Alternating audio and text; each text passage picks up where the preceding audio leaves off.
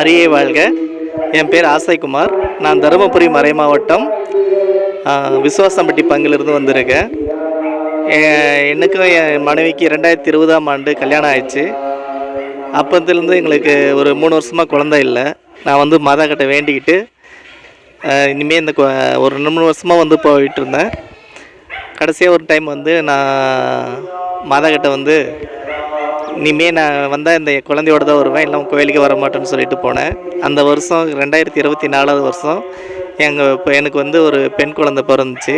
அவங்க வந்து இப்போ முதல் வருஷம் கம்ப்ளீட் பண்ணிட்டு இப்போ மொட்டை அடிக்கிறதுக்காக வந்திருக்கோம். கேட்ட வரும் தரும் பெரிய நாயகி மாதா வந்து எங்கள் வாழ்க்கையில் நிறைய புதுமைகள் பண்ணியிருக்காங்க. நாங்கள் கிட்டத்தட்ட ஒரு 2011லேருந்து இந்த கோயிலுக்கு வந்துட்டுருக்கோம். நாங்கள் எங்கள் குடும்பத்தோடு எப்போவுமே வருவோம்.